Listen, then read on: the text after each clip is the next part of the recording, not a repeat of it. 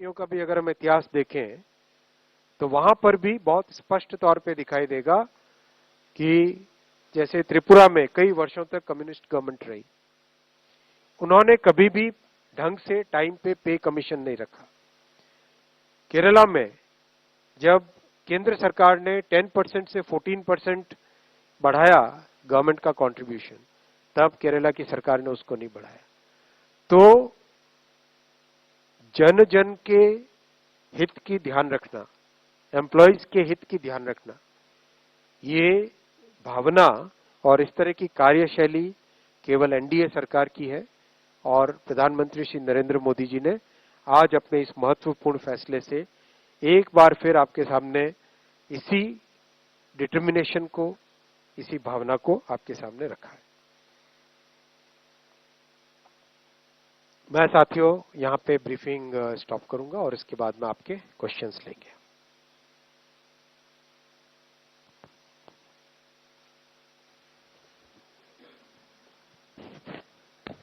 I would just like to supplement one thing in addition to what the Honorable Minister has said. This will also apply to all those who have already retired under NPS from 2004 onwards. So though the new scheme will take effect from 1/4/2025, everybody who has retired under NPS from the time of its inception, and also including those retiring till 31/3/2025, will also be eligible for all these 5 benefits. In their case, they will get arrears also for the past after adjusting whatever they have already drawn. So a calculation will be made and they will get arrears for the past also. जो लोग already retire हो चुके हैं 2004 से मार्च 2025 तक जो retire हुए हैं और अभी होने वाले हैं, उनको भी ये 5 जो पॉइंट्स हैं उसका लाभ मिलेगा।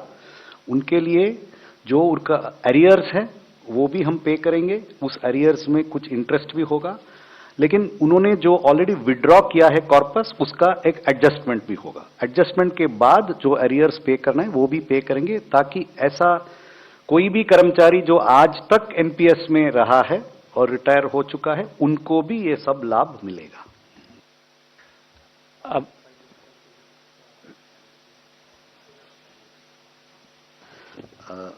और इसका the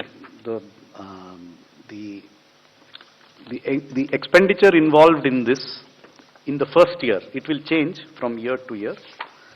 The expenditure for the arrears will be 800 crore rupees, and in the first year of its implementation, the additional cost, the contribution going from 14 to 18.5, it will cost about 6,250 crores in the first year.